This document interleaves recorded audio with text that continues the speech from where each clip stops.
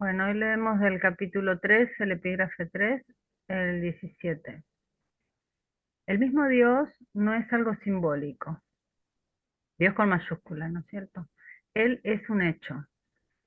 El redimir, o sea, la expiación, igualmente, carece por completo de simbolismo, pues es perfectamente inequívoco porque existe en la luz. Únicamente los intentos de ocultarlo en la oscuridad han hecho que sea inaccesible para los que no quieren ver y ambiguo para los que quieren ver a medias. El redimir de por sí es únicamente irradia la verdad. Por lo tanto, resume lo que es la afabilidad y esparce únicamente bendiciones. No podría hacer eso si procediese de otra fuente que no fuese la perfecta inocencia. La inocencia es sabiduría porque no tiene conciencia del mal, el cual no existe. No obstante, la sabiduría es perfectamente consciente de todo lo que es verdad. Esto se entendió, ¿no es cierto? Porque habíamos dicho de releerlo por ahí porque había algo raro. No, lo que sí es muy importante, ¿no? Lo que dice acá. ¿Sí? Porque acá nos hace responsables realmente de que si no vemos a Dios es porque no queremos. ¿No? Si no vemos la verdad es porque no queremos. Entonces vos decís, ¿cómo no? Si yo estoy leyendo este libro es porque quiero. Bueno, el 18. ¿Quién quiere leer? ¿Graciela? Dios. La resurrección demostró que nada puede destruir la verdad. El bien puede resistir cualquier clase de mal porque la luz disipa todas las formas de oscuridad. Por lo tanto, el redimir es la perfecta lección. Es la demostración final de todas las demás lecciones que enseñé son verdad. ¿De qué? El hombre se libera de todos los errores si cree en él. El enfoque deductivo para la enseñanza acepta que la generalización es aplicable a todas las instancias singulares, en vez de conformar la generalización. Es aplicable a todas las instancias singulares, en vez de conformar la generalización después de analizar numerosas instancias singulares por separado. O sea, es que no entendí nada, leí mal. Está hablando del enfoque deductivo. Vos deducís que decís que la generalización es aplicable a todas las instancias singulares. En cambio, la generalización es al revés. Vos estudiás casos singulares por Sí, separado y después generalizás. sí, sí, Es, sí, sí. es el camino inverso del conocimiento, la deducción que la generalización. Lo que pasa es que debo haber leído mal porque no le encontré el sentido. Si Si querés usted, releerlo, releelo, ¿eh? voy a leer por lo tanto, el redimir es la perfecta lección. Dale. Es la demostración final de que todas las demás lecciones que enseñé son verdad. El hombre se libera de todos los errores y cree en él. El enfoque deductivo para la enseñanza acepta que la generalización es aplicable a todas las instancias singulares, en vez de conformar la generalización después de analizar numerosas instancias singulares por separado. Si ustedes pueden aceptar esta única generalización ahora, no tendrán necesidad de aprender a partir de muchas lecciones de menor importancia. Perfecto. Mm, claro. No, nos está instando a que aprendamos con pocos ejemplos, o sea, Eso. que creamos lo que él dice y que aceptemos esa generalización. Bien, ¿querés leer este? Ahí bajo, ahí bajo. El 19 sería. Sí, el 19. Nada puede prevalecer contra un hijo de Dios que encomienda su espíritu a las manos de su Padre. Al hacer esto, la mente despierta de su sueño y recuerda a su Creador. Toda sensación de separación desaparece. El Hijo de Dios ciertamente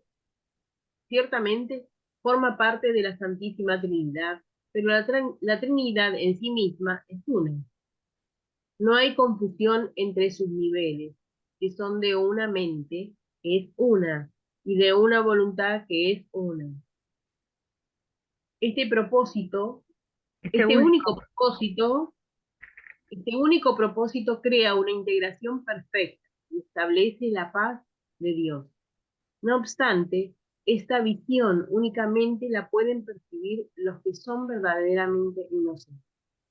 acá te está marcando la importancia de perdonar, porque vos, por más que seas uno con Dios, que la voluntad es una, que la Santísima Trinidad es una solamente, o sea, Dios, el Hijo y el Espíritu Santo son uno, vos eso no lo podés percibir porque te sentís culpable.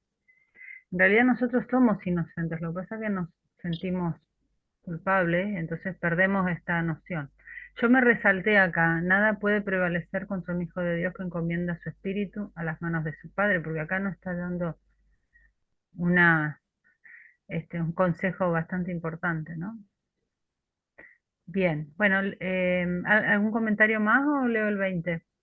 Él, Em, Bueno, esto se continúa, ¿no? Dice, esta visión únicamente la pueden percibir los que son verdaderamente inocentes, porque sus corazones son puros. Los inocentes defienden la verdadera percepción en vez de defenderse de ella, puesto que comprenden la lección de la expiación, del redimir, no tienen la voluntad de atacar y por lo tanto pueden ver de verdad.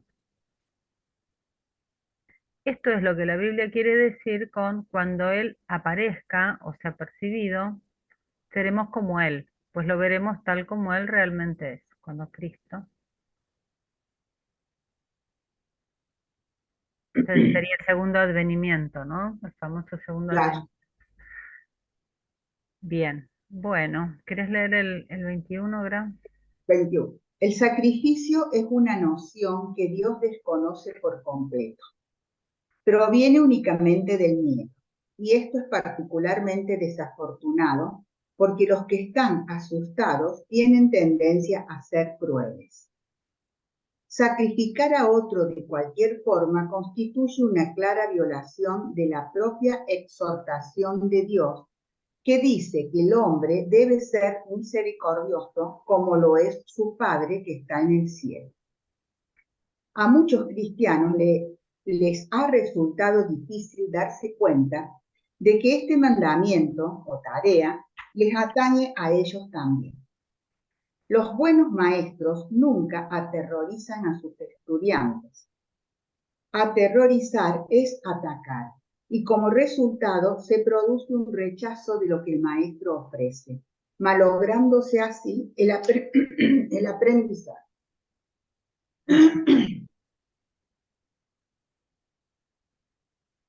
Bien, muy interesante esto del sacrificio que dice acá. Nosotros creemos que Dios nos quiere sacrificar, o creíamos, ¿no? Antes de conocer esta enseñanza, pero en realidad eso es una idea nuestra que nos viene del miedo. Sí, sí, muy interesante. Bueno, ¿querés leer el 22, Esteli? Ah, para que ya lo bajo.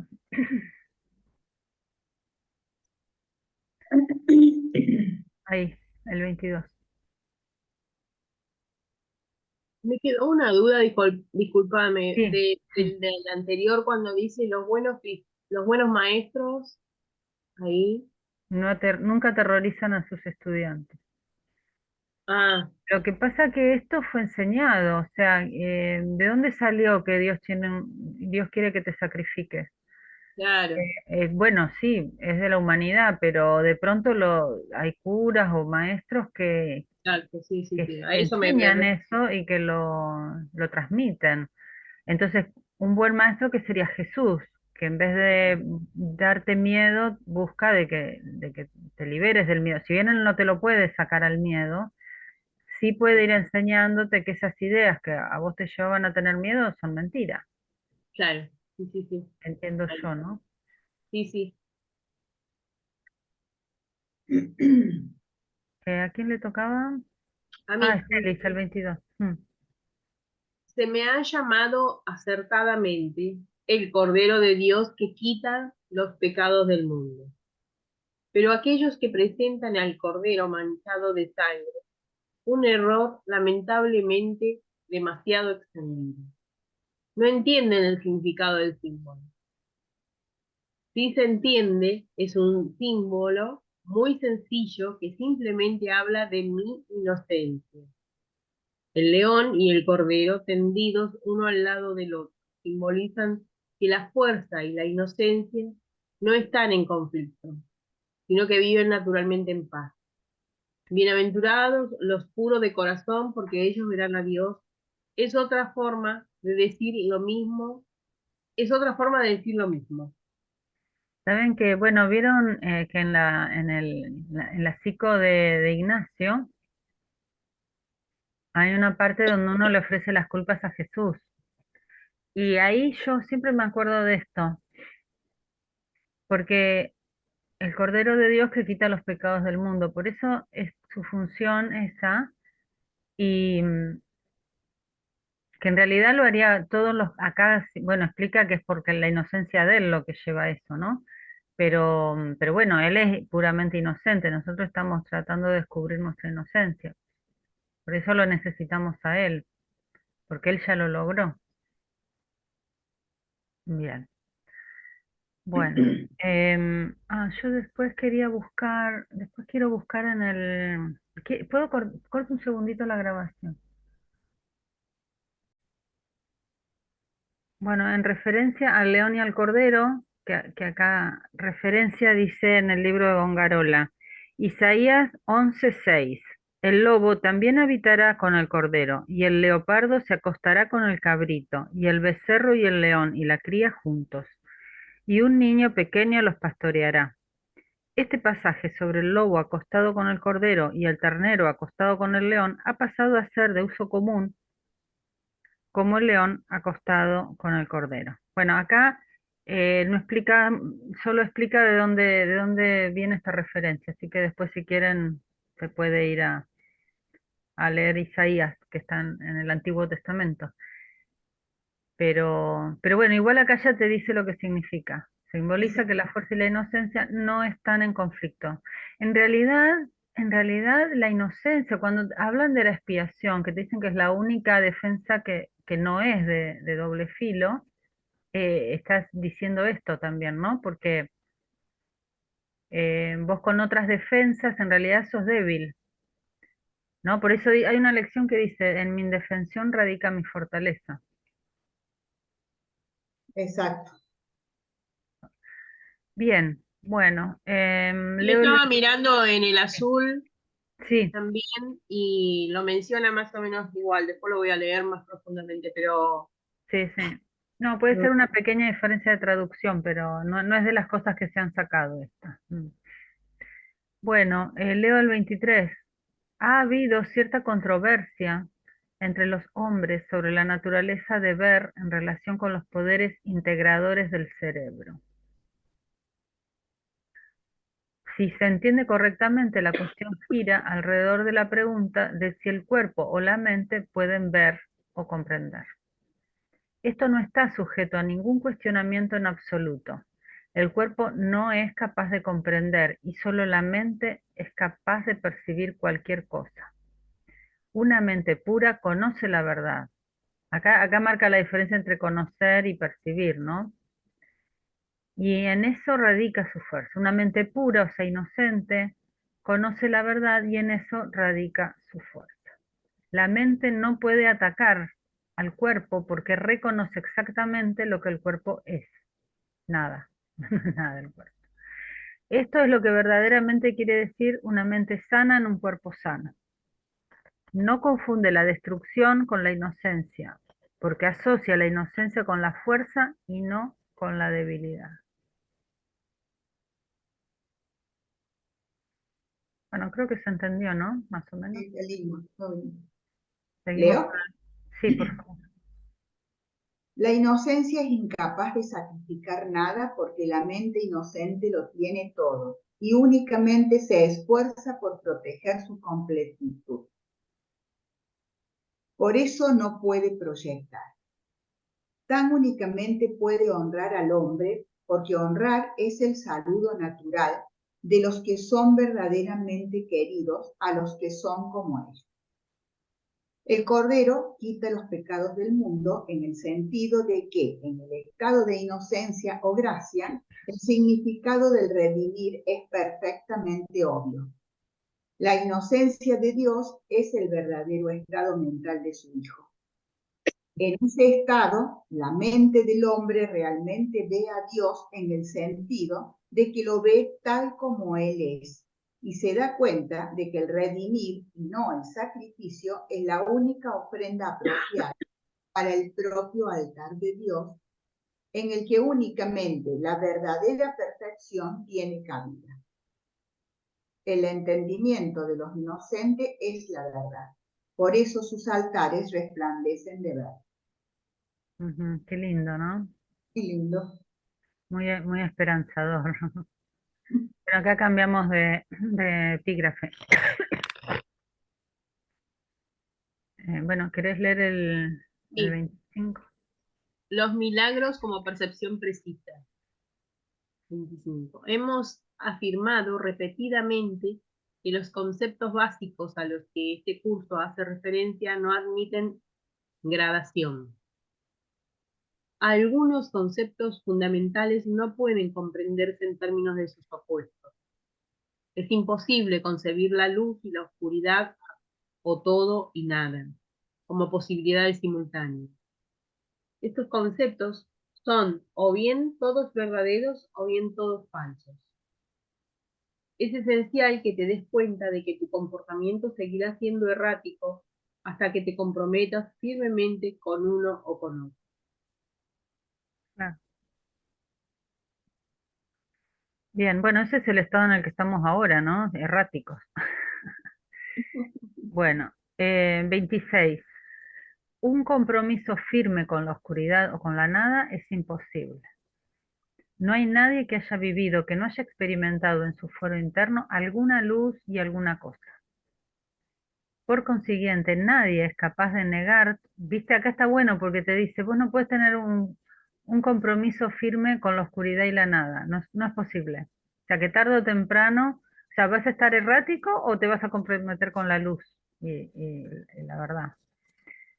Por consiguiente, nadie es capaz de negar totalmente la verdad, incluso si generalmente se engaña a sí mismo en este asunto. Por eso, los que viven sobre todo en la oscuridad y en la vanidad nunca encuentran un consuelo duradero. Claro, porque por ahí tenés un consuelo, pero es un atisbo, se va rápidamente. La inocencia no es un atributo parcial, o sea, o sos inocente o no sos inocente. No es real hasta que es total. Cuando es parcial se caracteriza por la misma naturaleza errática que se usa en otras defensas de doble filo. Por eso siempre no tenemos que unir la mente con Jesús y con el Espíritu Santo, hasta que nuestra inocencia sea total. O bueno, en realidad la es, pero bueno, que la concienticemos. Bueno, ¿querés leer el 27, Graciela? A los que son parcialmente inocentes a veces les da por actuar de forma necia. Solo cuando su inocencia se convierte en punto de vista de aplicación universal se convierte en sabiduría. La percepción verdadera o percepción inocente significa que uno nunca percibe en falso y que siempre ve de verdad. Dicho de una manera más sencilla, significa que uno nunca ve lo que no existe y siempre mira lo que sí existe. Cuando no tiene confianza en lo que alguien va a hacer, está testimoniando su creencia de que esa persona no está pensando acertadamente. Esto difícilmente puede ser un marco de referencia basado en el milagro. Esa falta de confianza produce asimismo el efecto desastroso de negar el poder creativo del milagro. Esto es muy interesante porque como uno ve al otro según el pasado, no lo ve en el momento presente, no está sacando conclusiones basadas en el ego, en el mundo que fabricamos, ¿no? Y acá me resuena mucho la lección, confía en mi hermano que es uno conmigo, ¿no? Yo en una época cuando había leído lo de la confianza del manual, Yo dije, bueno, es la confianza en el Espíritu Santo, es la confianza en Dios. Pero si uno lee esto que acabamos de leer y lees esa lección, en realidad es confianza también en el hermano. O sea, nosotros tenemos que ver al Cristo en el hermano, no, no estar pensando que me va a hacer algo malo. A Lo mí más eso difícil, ¿no? es es difícil, pero sabes que a No mí digo la eso, tarea más difícil, pero es cierto. claro. Eh, cuando, cuando yo estudiaba metafísica de los rayos, yo iba por la calle, yo tenía miedo que me roben, algo. Entonces yo iba, que me envolvía en luz rosa, en luz blanca, en la no sé qué. Y resulta que yo tenía miedo igual. Me calmaba un poco el miedo, esas luces me calmaban, pero yo veía a alguien que venía por ahí, me entraba a poner luces y colores que ni te cuento. Cuando yo aprendí Hoponopono, que lo que hace Hoponopono es parecido a la expiación, porque es borrar memorias. Te hace que vos sos responsable y que eso que ves afuera en realidad son memorias que se repiten. Entonces, vos lo que haces es pedir que se borren esas memorias, para no repetir nada, o sea, que estar en cero, que creas desde la divinidad. Entonces yo empecé, cuando yo veía a alguien, empecé, lo siento, te amo, perdóname, gracias, y yo sentía, te pido perdón por pensar mal de vos, ¿viste? ¿Qué sé yo lo que va a hacer el que viene caminando por la vereda? ¿Por qué me va a robar? ¿Por qué me va a hacer algo malo? ¿De dónde saco yo que eso va a suceder? Y ahí sí que se me fue el miedo. No te digo que después en otra oportunidad no me pase y tenga que volver bueno, a hoy por ahí pediría expiación o diría Espíritu Santo, por ahí lo haría de otra manera. Pero, pero en ese caso a mí el miedo se me va. No es que me lo dulcifica el miedo, ¿me entendés? Se va porque estoy confiando en el Espíritu Santo, estoy confiando es que, ¿por qué tengo que proyectar algo así? ¿Me entendés? ¿Por qué voy a proyectar que me pase esto? No es la voluntad de Dios para mí, la voluntad de Dios para mí es perfecta felicidad. Claro, pero a ver, cuando vos decís, porque en realidad es la percepción tuya la que está viendo el peligro o viendo el Claro, es miedo. mi ego el que ve peligro, sí, sí, sí, totalmente. Claro. Entonces, Estoy eh, yendo a eh, mi mente recta. Cuando yo empiezo Espíritu Santo o cuando empiezo expiación o le mando bendiciones al otro o le ofrezco un milagro, me estoy yendo a mi mente recta. claro, sí, sí, sí, Entonces, sí. entonces no tengo por qué proyectar nada porque ya no estaría en mi ego, estaría en mi mente recta. El tema es que es como decía antes, es conflictivo porque es errático, es errático. Yo me tengo que acordar, ¿viste? Si yo no me acuerdo, el ego me Y te avanza. domina, claro. Por eso está una de las lecciones del Espíritu Santo, es, está vigilante en favor de Dios y de su reino. O sea, tenemos que estar, es permanente, o sea, permanente el trabajo mental que tenemos que hacer hasta que lo logremos. Bueno, cuando nos despertemos, ahí, no, ahí vamos a estar de maestros como Jesús, ¿viste? Ayudando a los demás, porque si no nos despertamos todos, seguimos acá. Tenemos que despertar todos. Falta un pedacito a la afiliación, le falta un pedacito. Bueno, 28, ¿a quién le toca leer? No me A acuerdo. mí, ¿A mí? ¿Eh?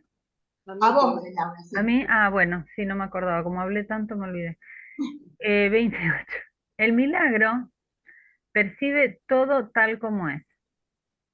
Si lo único que existe es la verdad, y esto es realmente una declaración redundante, porque lo que no es verdad no puede existir realmente, el pensar acertado, o la mente recta, no puede ver otra cosa que la perfección,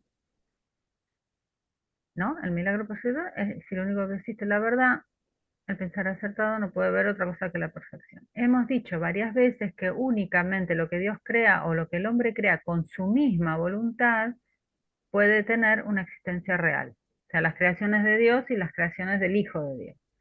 Por lo tanto, eso es es lo único que los inocentes ven, ya que no adolecen de una percepción distorsionada. La manera de corregir todas estas distorsiones es que le retires la fe que les tienes e inviertas esta únicamente en lo que es verdad. Y esto es muy importante porque esas cosas que nosotros vemos, las vemos porque creemos en ellas. Si nosotros no le damos la fuerza de nuestra mente, que es la mente creadora o proyectadora, dejan de existir. Esto es re importante. Sí, La antes Vane, en el otro párrafo también hablaba de la confianza, esa confianza que se pierde, ¿no? En el otro es una confianza que se pierde en uno mismo. y sí, porque somos uno, claro. Claro. Lo que pasa es que si vos estás en tu inocencia, como decir, estoy en instante santo, con la mirada de Cristo, que sería mi inocencia, no vas a ver lo que no es verdad, o no lo vas a percibir, porque no existe. Claro. Bien, bueno, Digo, Graciela, no puedes validar lo que no es válido. Te sugiero que abandones todos esos intentos que serán totalmente desesperados. Si estás dispuesto a validar lo que realmente es verdadero en todo lo que percibas, harás que sea verdadero para ti. La verdad supera todo error. Esto quiere decir que cuando percibes de verdad, eliminas las percepciones en falso simultáneamente en ti mismo y en los demás. Hasta ahí. esto es re importante, ¿eh? La verdad Acá no, y muy esperanzador también, porque vos todo lo que vas sanando se sana en vos y en los demás. Está exacto. maravilloso. Porque Esto quiere decir que cuando percibes de verdad, eliminas las percepciones en falso simultáneamente en ti mismo y en los demás. Pero bueno. Debido a que lo que ves, tal como fueron realmente creados y realmente pueden crear, les ofreces tu propia validación de su verdad, de manera que ellos la acepten para sí mismos. Esta es la curación que el milagro crea activamente. Ujú. ¿A ver eso? ¿Cómo? Perdón, Graciela. Sí, no, debido a que lo que ves tal como No, estás fueron... leyendo mal, espera, debido a que Ah, los sí, ves, sí, sí. a que los ves. Los ves tal. Sí, sí, mirá cómo cambia todo. Sí, sí. Sí, sí, ese es el ego ahí que mete la cola. No quiere que entendamos esta, porque si entendemos esta nos salvamos, nos liberamos de...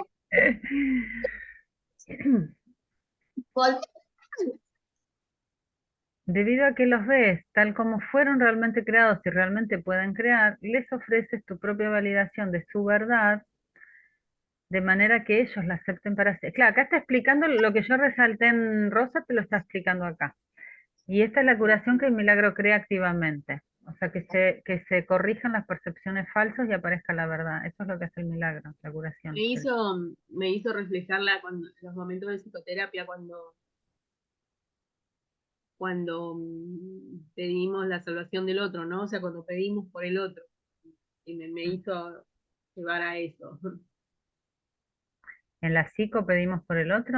¿En el En la psico, protocolo? cuando queremos sanar alguna situación y estamos mostrándolo y Ah, poniéndolo y sacándole la corona de espina y todo eso. O sea, a eso me hizo sí, sí, sí. como Sí, que bien. Bueno, entonces ahora yo diría que no, sigamos hasta las 10, ¿no? Porque empezamos como a las 9, son 10 menos 20. Sí, sí. yo me puedo quedar, sí, 10 minutos más. Bueno, dale. Leo ahora este que me Sí, toca, sí, porque el sí, otro sí. anterior me tocaba a mí. Y lo leíste. La percepción versus el conocimiento. Ustedes notarán que hasta ahora hemos hablado poco sobre la cognición. La razón es porque tienen que corregir sus percepciones antes de poder llegar a conocer algo. Conocer es tener certeza. La incertidumbre significa que no saben. El conocimiento es poder porque goza de certeza y la certeza es fuerza. La percepción es meramente temporal, al ser un atributo de la creencia en el espacio y en el tiempo. Es susceptible de ser afectada por el miedo o el amor. Las percepciones en falso producen miedo y las verdaderas fomentan el amor, pero ninguna de ellas trae consigo certeza, porque toda percepción está sujeta a variaciones. Por eso percibir no es conocer. Ujú. Bien, Ah, bueno, creo que también en lo que hablábamos antes, ¿no? Esto del tema de la percepción y que, bueno, pero al final todo es todo falso, ¿no? claro, eso que percibimos es parte del, sí, del mundo. Lo que pasa es que lo puedes percibir con amor o con, o sea, O con o con miedo. el ego, claro. Es un paso, o sea, percibir con amor es parte de la curación, Eh, porque en realidad eh, mientras estemos acá vamos a percibir. Lo que pasa es que nos vamos encaminando, por este, uno u otro. mm. Bueno, entonces ahora le toca a Graciela, no, ¿no? Me parece que vos leíste antes, ¿no? Eh, Empezamos, Laura, de nuevo, hagamos toda la cadena. Dale, dale, Claro. dale. 31. La verdadera percepción es la base del conocimiento. La verdadera percepción, perfecto, bueno, ahí estamos encaminados. Pero conocer es afirmar la verdad. Y esto está más allá de cualquier percepción. O sea, la verdad no se percibe. Mm. La verdad es, todas las dificultades de ustedes provienen del hecho de que realmente no se reconocen ni se conocen a sí mismos, ni tampoco uno al otro, ni a Dios. Reconocer quiere decir conocer nuevamente, lo que implica que antes conocían. Pueden ver de muchas maneras porque la percepción implica diferentes interpretaciones y eso quiere decir que no es completa. El milagro es una manera de percibir, no de conocer. Bueno, por eso dicen que el milagro es acá, si no Es es acá. revelación. Cuando es directo con Dios, es revelación. Milagro es en este plano, es como ir deshaciendo el error. Exacto. Es la respuesta acertada a una pregunta y uno no se plantea ni una sola pregunta cuando conoce. Ahí está. El milagro es una manera de percibir, no de conocer. Es la respuesta acertada a una pregunta y uno no se plantea ni una sola pregunta cuando conoce.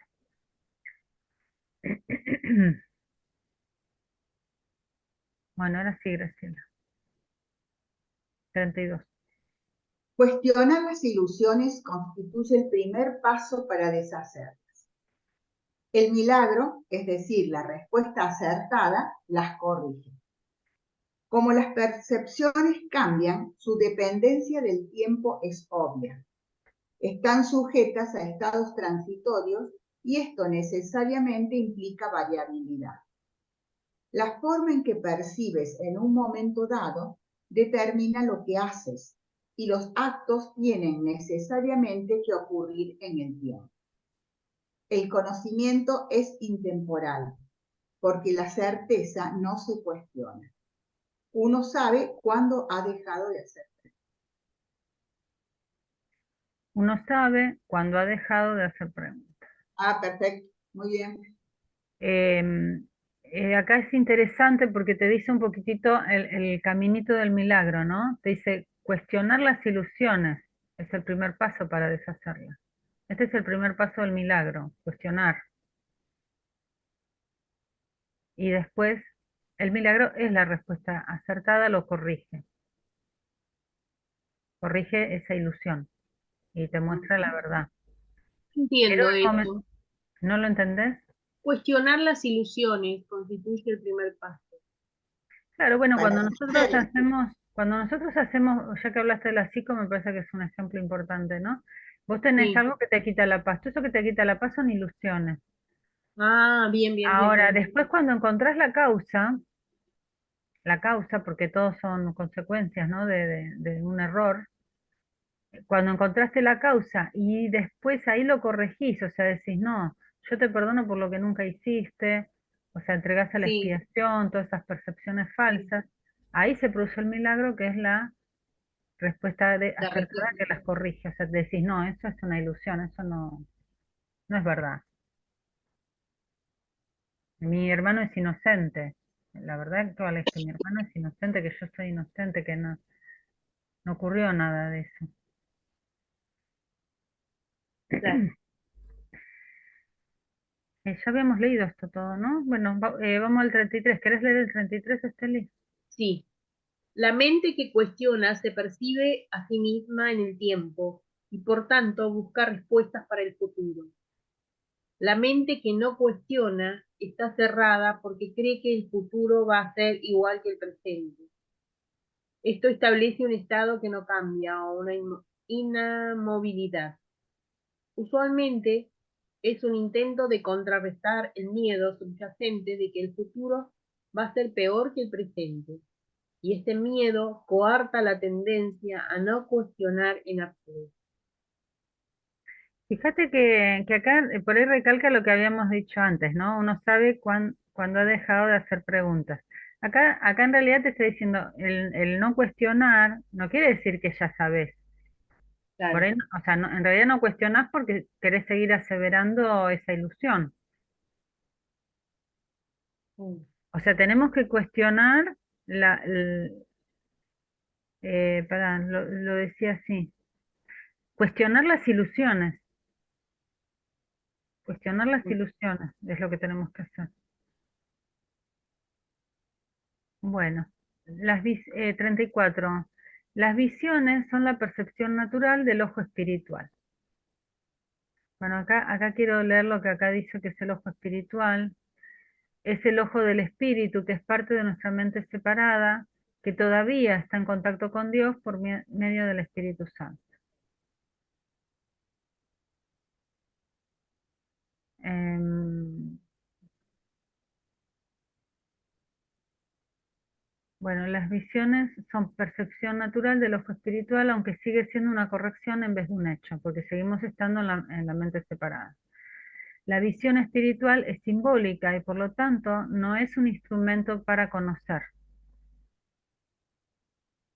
Yo por visión espiritual me parece también que está hablando de las visiones, ¿viste? Las personas que tienen mediunidad y ven cosas. Sigue siendo simbólica.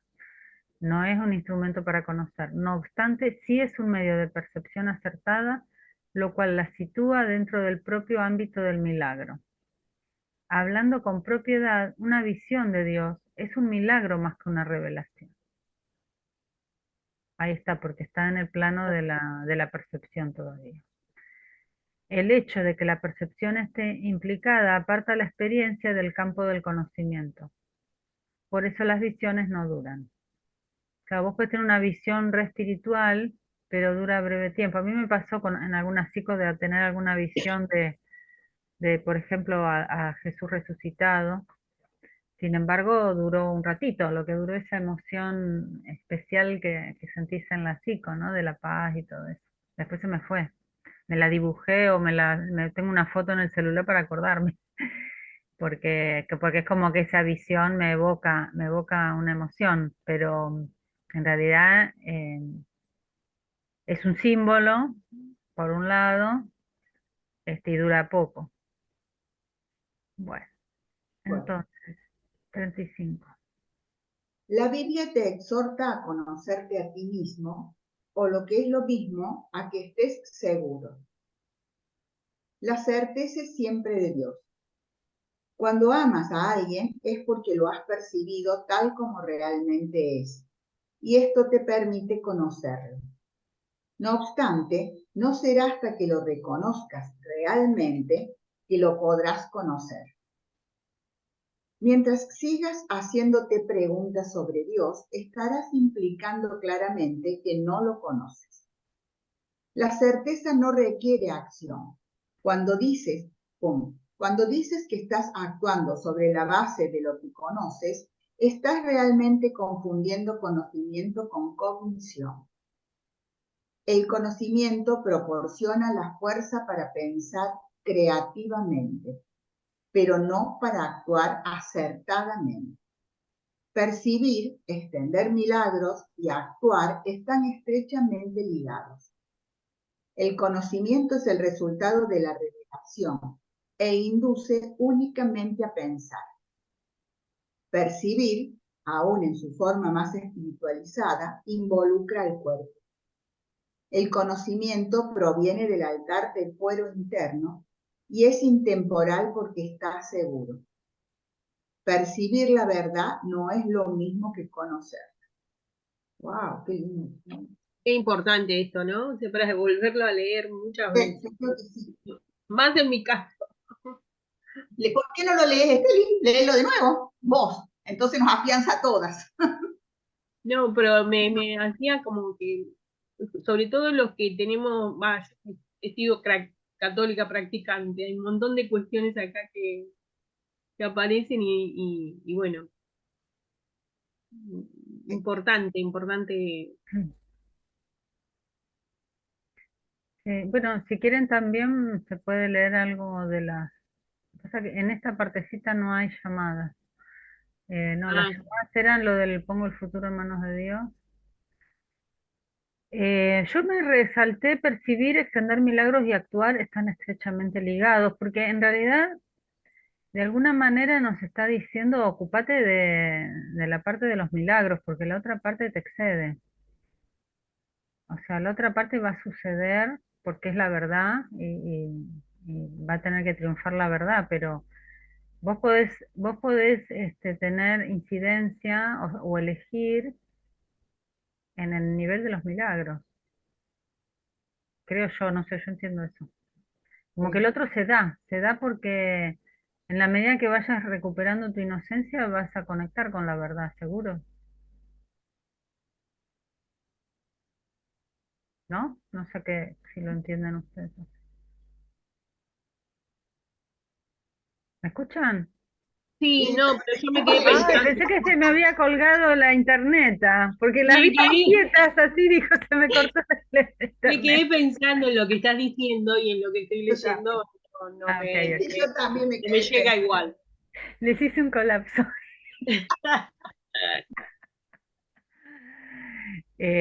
Bueno, leo el 36, no sé, ya ni sé a quién le toca, chicas. Leo. A mí, Yo leí. a mí, Ah, bueno. Estelis, dale. Repito nuevamente que si atacas el error en uno y otro, te harás daño a ti mismo. Ustedes no se pueden reconocer uno al otro cuando atacan. El ataque siempre se lanza contra un extraño. Tú lo conviertes en un extraño cuando lo percibes en falso, de manera de que no lo puedas conocer realmente. Es porque lo has convertido en un extraño que le tienes miedo. Percíbelo acertadamente de manera que tu alma lo pueda conocer. La percepción acertada es necesaria antes de que Dios pueda comunicarse directamente con sus propios altares, los cuales ha establecido en sus hijos. Ahí puede comunicar su certeza y su conocimiento traerá paz sin ninguna duda.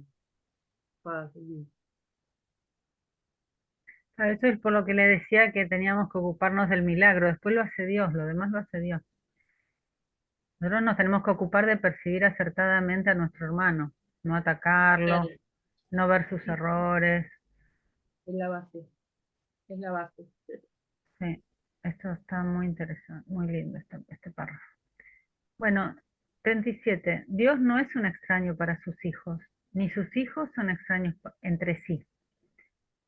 El conocimiento precedió tanto a la percepción como al tiempo y finalmente los reemplazará. Ese es el verdadero significado del alfa y la omega, el principio y el fin. También explica el pasaje que dice, antes de que Abraham fuese, yo soy. La percepción puede y debe ser estabilizada, pero el conocimiento es estable. Teme a Dios y observa sus mandamientos debería leerse. Conoce a Dios y acepta su certeza. No hay extraños en su creación. Para crear tal como Él creó, puedes crear únicamente lo que conoces y aceptarlo como tuyo. Dios conoce a sus hijos con perfecta certeza. Él los creó al conocerlos. Los reconoció perfectamente.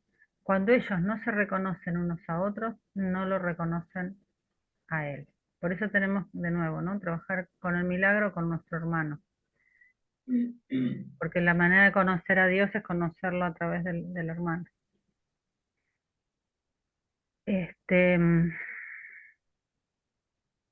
Iba a decir algo y se me fue. Bueno, no importa. El conflicto y el ego. Chicos, yo me tengo que ir, ¿saben? Cortemos Bueno, acá, ¿no? porque justo... ¿Leemos un poquito más, Graciela, hasta las 10 para que no quede tan cortito el audio? Ah, bueno, como vos quieres, si vos necesitas, sí, como Sí, vos yo quieras. quería para que no quede tan cortito, que Bueno, quede un poquito más largo. bueno, Bueno, gracias. Chao, chicas. chao, Chao, Estelis, gracias. Esteli. Sí, 10 minutitos nada más, son hasta las 10. El conflicto y el ego. Ah, ahora te toca a vos, Graciela. El conflicto y el ego. Las facultades que el hombre ahora posee no son sino sombras de sus verdaderas fuerzas. El alma sabe, ama y crea. Esas son sus funciones inequívocas. Todas las funciones del hombre son equívocas o sujetos a cuestionamiento o dudas. Esto se debe a que no está seguro de cómo va a utilizarlas. Por lo tanto, al no estar seguro, es incapaz de conocer. Tampoco es capaz de amar verdaderamente porque puede percibir sin amor. No puede crear con seguridad porque su percepción lo engaña y las ilusiones no son puras. Antes de que la separación introdujese la noción de gradación, aspecto e intervalo, la percepción no existía. El alma no comporta niveles y todo conflicto surge del concepto de niveles. Las guerras se declaran cuando algunos consideran a otros como si estuviesen en un nivel diferente.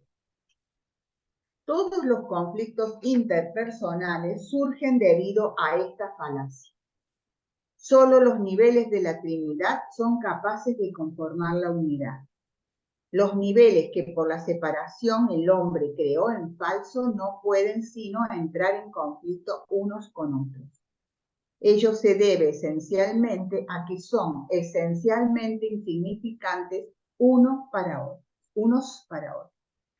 Bueno, Muchos conceptos hay acá, ¿eh? ¿O acá no? explico muy claramente lo de los niveles, Claro, que a mí me cuesta tanto y acá está muy bien explicado.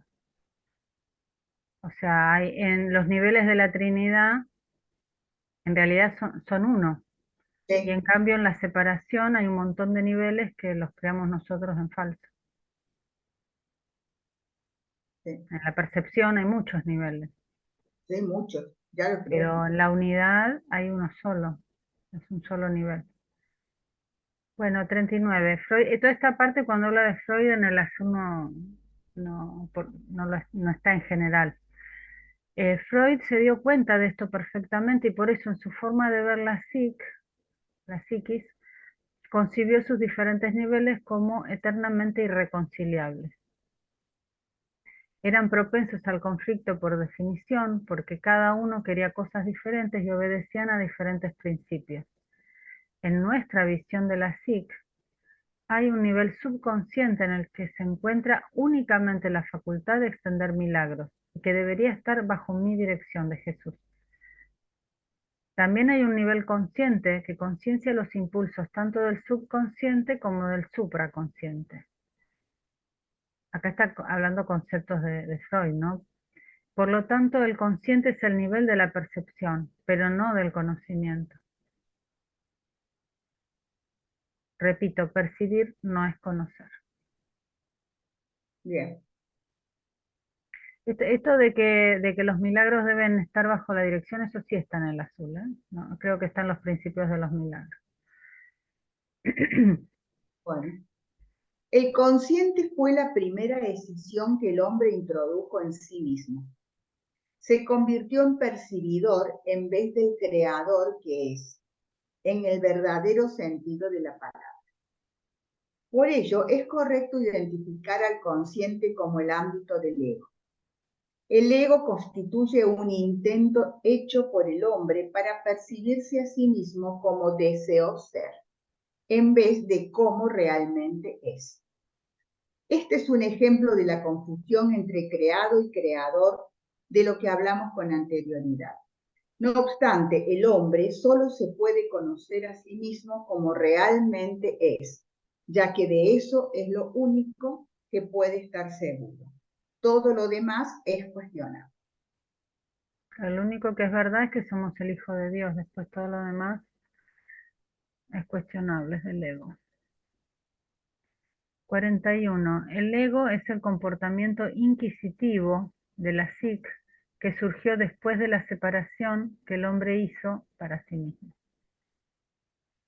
El ego es capaz de hacer preguntas, pero no de percibir respuestas que tengan significado, porque éstas son cognitivas y no pueden ser percibidas. Las especulaciones sin fin acerca del significado del pensar han llevado a una considerable confusión debido a que la mente está ciertamente confundida. Solo el pensar de la mente, que es una, está libre de confusión. Una mente separada o dividida tiene necesariamente que estar confundida. Es insegura por definición. Tiene que entrar en conflicto, pues está en desacuerdo consigo misma. Se va entendiendo, ¿no? Esto es un poco Sí, áspero sí, porque sí, tiene algunos conceptos de psicología, pero creo que se sí. entiende igual, ¿no? Bueno, 42, ¿querés leer? sí. El conflicto intrapersonal surge de la misma base. Espera que tengo la batería baja. 2 segundos.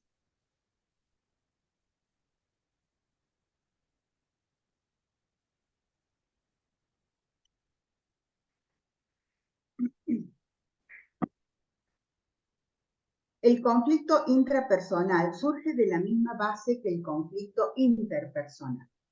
Una parte de la psique percibe a otra parte suya, como si estuviera en otro nivel y no lo comprende. Esto hace que estas partes sean extrañas una a la otra, ya que no pueden reconocerse entre sí. Esto constituye la esencia de la condición de ser proclive al miedo, en la que atacar es siempre una posibilidad.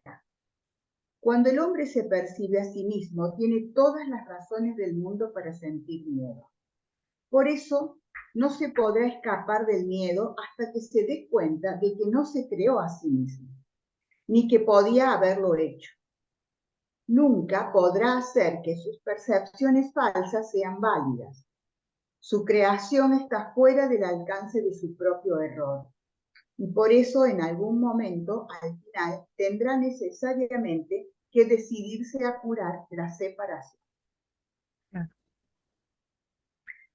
Hay una parte donde dice que tarde o temprano, o sea, uno no tiene ilimitada resistencia al dolor. Tarde o temprano vas a querer curarte, vas a querer volver a Dios.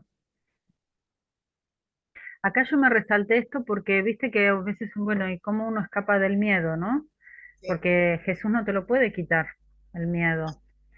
Y acá te dice, ¿cómo te escapas del miedo? Cuando te das cuenta que no te creaste a ti mismo.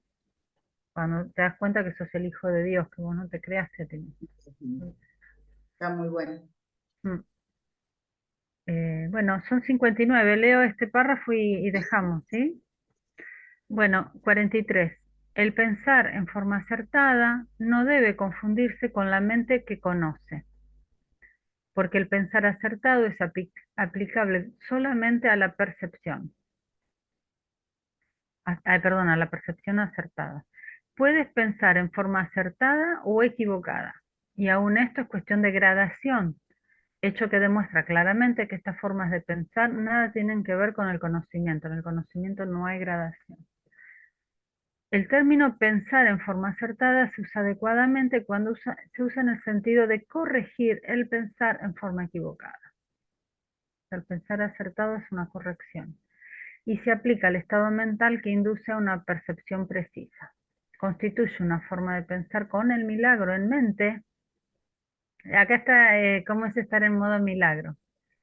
Ah, Constituye una forma de pensar con el milagro en mente porque cura la percepción equivocada, lo cual es ciertamente un milagro en vista de cómo el hombre se percibe a sí mismo.